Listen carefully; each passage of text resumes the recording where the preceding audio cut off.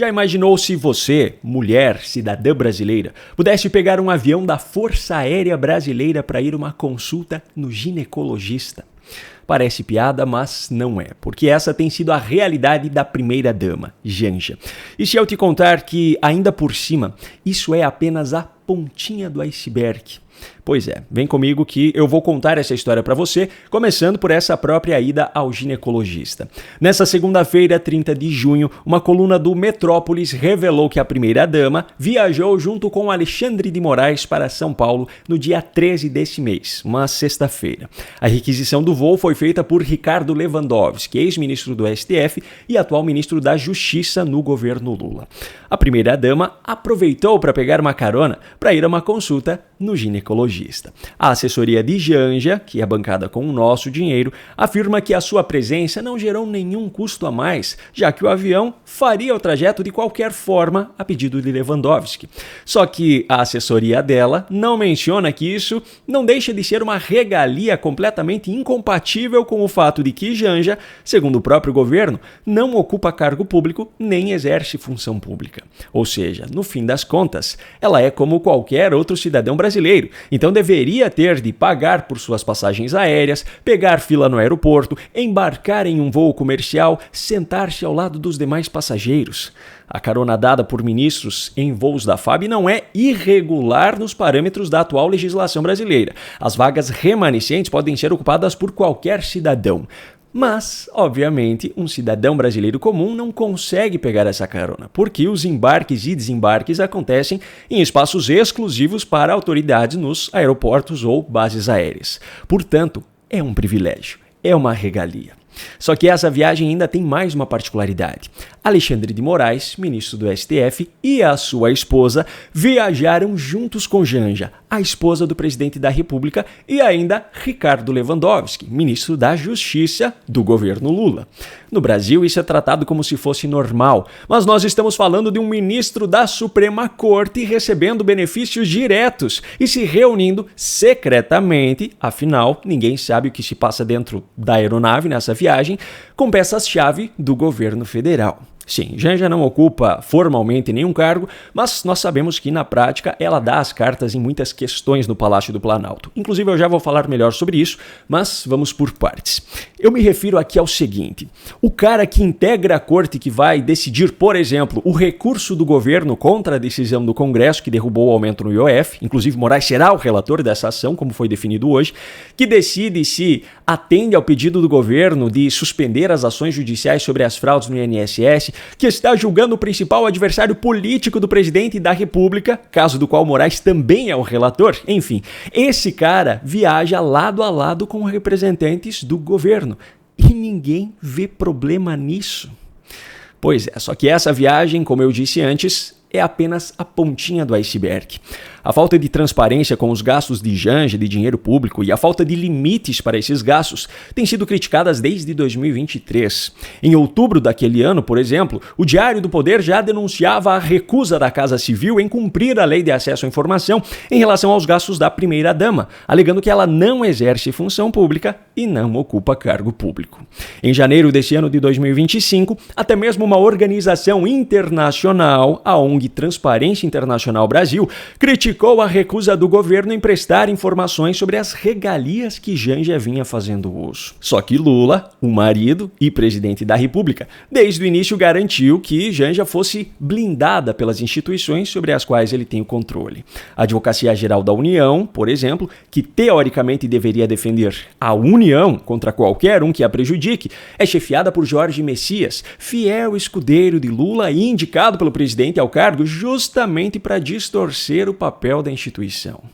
Em março de 2025, por exemplo, a AGU deu aval para o uso dos cofres públicos para bancar viagens, hospedagens, segurança e alimentação de Janja, alegando que ela exerce função de interesse público. Agora eu pergunto, você, cidadão brasileiro, está vendo seus interesses serem representados por ela? Mas a farra não para por aí. De lá pra cá, a primeira-dama protagonizou várias outras polêmicas, como a sua ida antecipada e até hoje não explicada à Rússia, onde foi assistir até a um espetáculo de balé, ou então a sua ida a um desfile de moda em Paris durante sua viagem ao lado de Lula à França. Tudo isso, é claro, pago com o suado dinheiro do povo brasileiro. Quando não está turistando no exterior, já está dando as cartas no Palácio do Planalto. No final da semana passada, por exemplo, outra coluna do Metrópolis revelou que a primeira-dama despachou diretamente com o diretor-geral da Polícia Federal, Andrei Rodrigues, que também foi indicado por Lula para o cargo com intenções políticas por trás disso. E então chegamos novamente na AGU, Advocacia Geral da União, e a sua atuação em favor do casal presidencial, mesmo que contra a própria União. Segundo matéria do Poder 360, publicada neste domingo, Janja e a AGU pediram à Justiça que arquive uma ação judicial que tenta impedir o uso de recursos públicos, incluindo o uso de aviões da FAB, em viagens internacionais da primeira-dama. Deixa eu simplificar aqui. Janja está, na prática, prejudicando a União ao fazer um uso indevido de recursos públicos em suas viagens. Afinal, ela não exerce função pública e não ocupa cargo público. Só que a Advocacia Geral da União, que deveria defender a União, está defendendo Janja e buscando garantir que ela possa continuar prejudicando a União. Percebe como uma carona com o avião da FAB para ir ao ginecologista é apenas a pontinha do iceberg?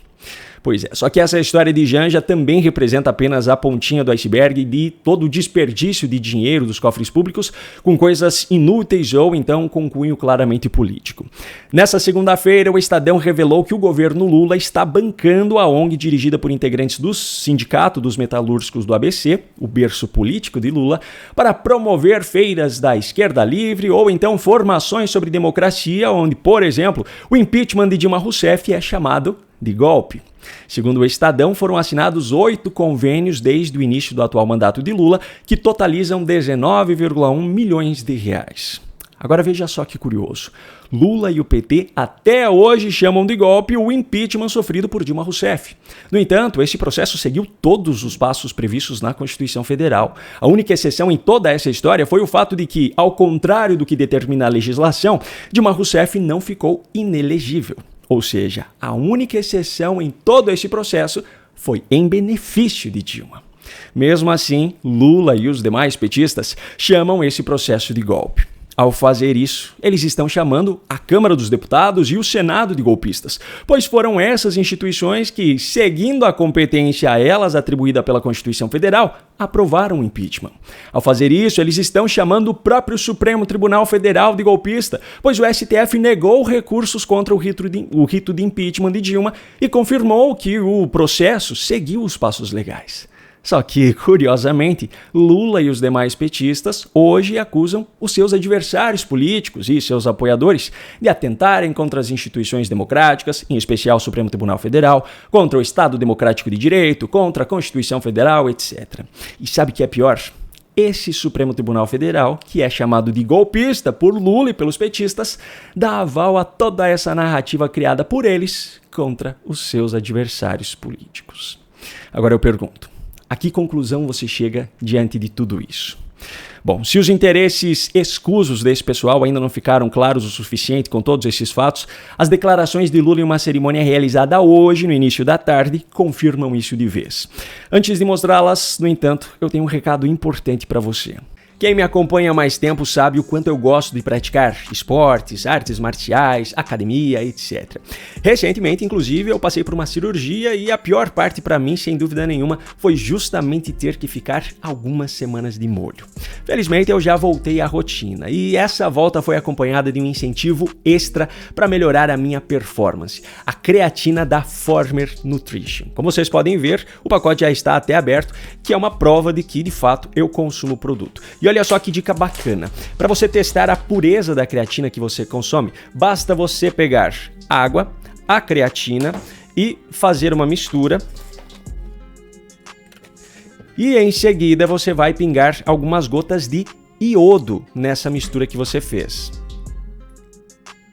Se a mistura ficar amarela ou laranja, a creatina é pura. Se ela tivesse ficado escura, seria porque o pó continha amido ou então carboidratos. Mas a Former Nutrition não tem só a creatina não. Apesar de ser uma marca nova no mercado, eles possuem também esse cacau 100% puro, que também está aberto. Eu e minha esposa gostamos de usar ele principalmente no chocolate quente, que, cá entre nós, vai muito bem nessa época do ano, não é mesmo? E agora a melhor parte. Quem acompanha o conteúdo aqui do meu canal tem a chance de ter um desconto de 10% na compra dos produtos dessa marca. Para isso, basta acessar o site www.formernutrition.com.br, que está aqui na descrição do vídeo também, e utilizar o cupom PAULO10, tudo maiúsculo e tudo junto, na hora de fazer a sua compra. Esse cupom PAULO10 vai liberar para você na hora um desconto de 10% sobre todos os produtos.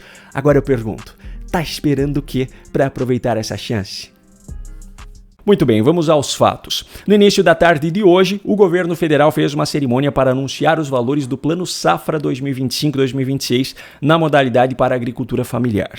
Lula, como sempre, discursou. E se ele discursou, como sempre, há falas polêmicas para serem mostradas aqui. Por incrível que pareça, hoje ele estava um pouco contido, mas não o suficiente para não falar besteira. Uma delas foi a sua velha narrativa sobre governo democrático. Portanto, esse Plano Safra anunciado agora pelo Paulo Teixeira, ele é o resultado daquilo que vocês adquiriram de consciência nesse período todo. Vocês aprenderam nesse período como é lidar com o governo democrático e aprenderam como é lidar com o governo que não é democrático.